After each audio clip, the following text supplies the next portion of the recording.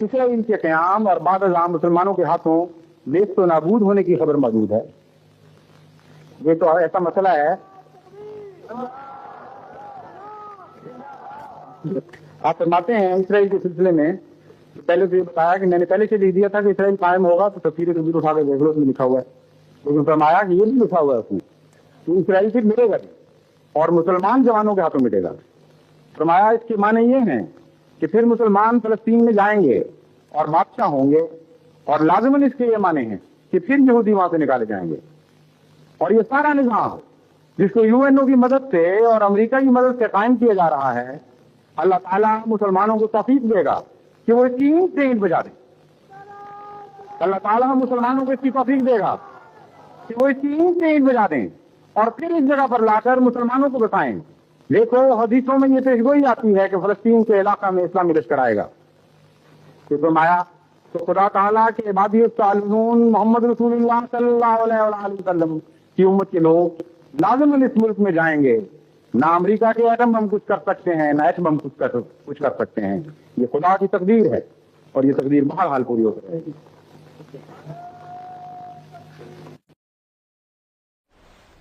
अब एक पेशगोई है बनी इसराइल से मुतल्लिक, वक़ुलना मिन बादिही लिबनी इसराइल अस्कुनुल अर्दा फ़ैज़ा जा वादुल आखिरत जेना बिकुम लफ़ीफ़ा, कि जब आखिरत का वादा आएगा उस वक्त हम तुम्हें सारी दुनिया से समेट कर इकट्ठा कर देंगे।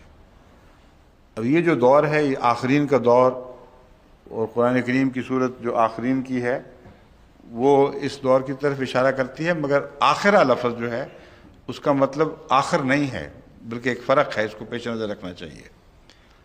दौर आखरीन से मुराद है वो दूसरा दौर, और आखिरत कहते हैं बाद में आने वाला। तो बाद के आने वाले ज़माने में जो अजीब बातें रूनुमा होने वाली हैं उनकी पेशगोइयाँ कुछ साइंसी हैं, कुछ मजहबी नौइयत की हैं, कुछ सियासी नौइयत की हैं, सब कुरान करीम में मौजूद है।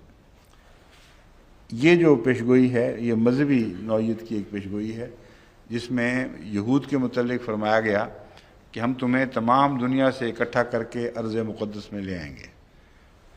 अब ये जो वाक़या हुआ है इसमें लोग कहते हैं यहूद की चालाकी, उनकी साजिशें वो ज़रिया बने हैं, जैसा साइंसदान ज़रिया बनते हैं, मगर ये मुक़द्दर था, कुरान बता रहा है, इसमें कोई नामुमकिन था इसको बदल सकते।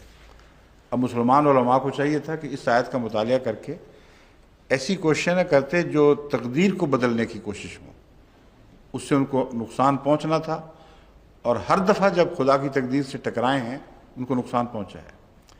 इस तकदीर को समझकर वो कोशिशें करनी चाहिए थीं जिनका कुरान करीम में ज़िक्र मौजूद है कि वो कोशिशें ज़रूर कामयाब होनी थी, उनकी तरफ तवज्जो नहीं की।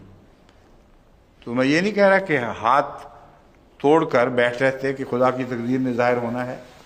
मैं ये बता रहा हूँ कि ऐसी मुबरम तकदीर थी जिसके मुतल्लिक़ कोई तब्दीली मुमकिन नहीं थी, लेकिन इसके बाद कुछ एक और भी तकदीर मुक़द्दर है, उस तरफ अगर तवज्जो करते तो कम से कम नुकसान पर इसराइल में वो जेना बिकुम लफ़ीफ़ा की पेशगोई पूरी भी हो जाती और आखिरी फैज़ मुसलमान पाते और आखिरी फतह मुसलमानों को होती। वो है वलक़द कतबना फ़ी ज़ुबूर, ये बनी इसराइल 105 है। दूसरी आयत है अल-अंबिया 106-107 आयात हैं दो। वलक़द कतबना फ़ी ज़ुबूर मिन बाद ज़िक्र अन्नल अर्दा यरिसुहा इबादियस सालिहून इन्न फ़ी हाज़ा लबलागन लिक़ौमिन आबिदीन। कितना खोल कर खुदा ताला ने ये पैगाम समझाया था कि अब अगर तुम उस ज़मीन पर कब्ज़ा करना चाहते हो तो इबादुस सालिहीन बनना पड़ेगा। खुदा के पाक नेक बंदे बनोगे तो ये ज़मीन मिलेगी, वरना नहीं मिलेगी, जो मर्जी जोर लगा लो।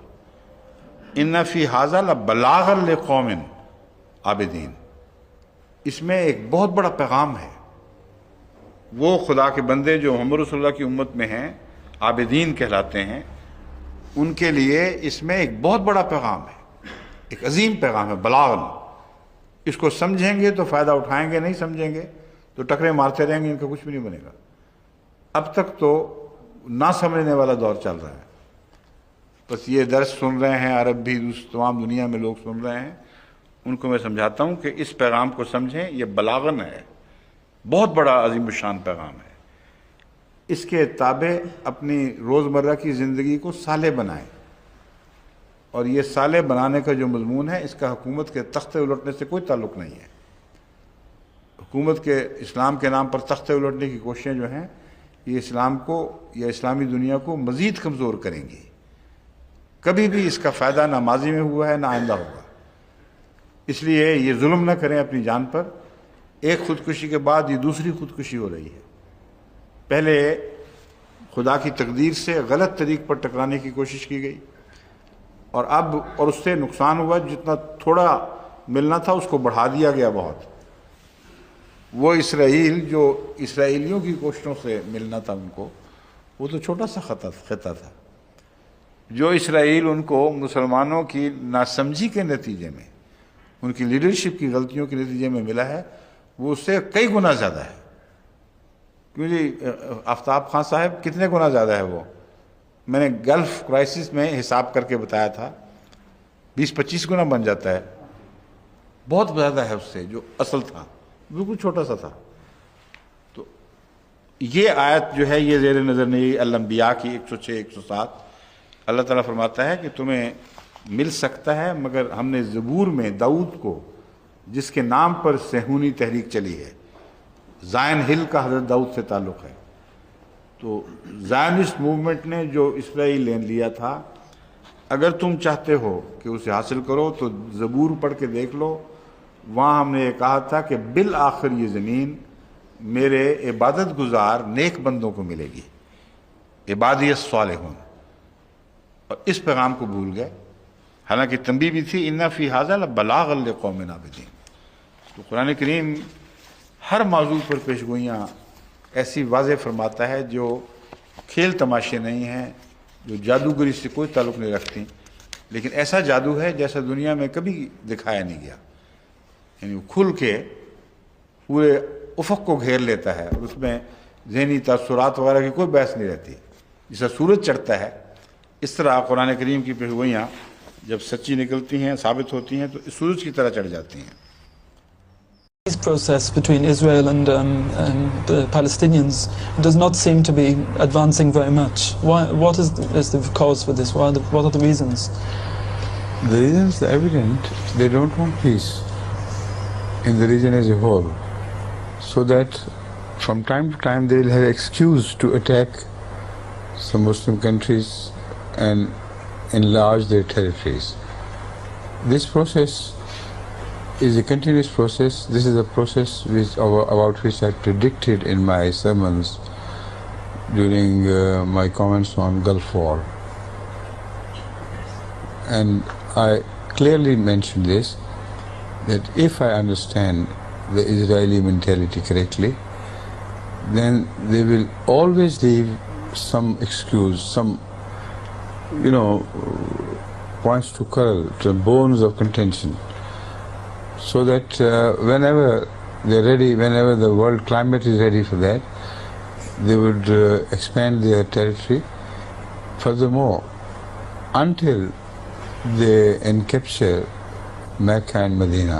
This is their ultimate goal, which they have mentioned in so many places, in their books, etc., and gave reference to those, that they will not rest in peace until they have completely wiped out the Muslim world and brought it under their thumb. So this is the ambitious plan which is going to be unfolded with the passage of time, and I have no doubt about it. These are the things they continue to do. They create problems so that they can resolve those problems their own way. Now this is not going to happen, I'm sure. Before they think they will capture Mecca and Medina, something will be done by God which will completely frustrate their plans.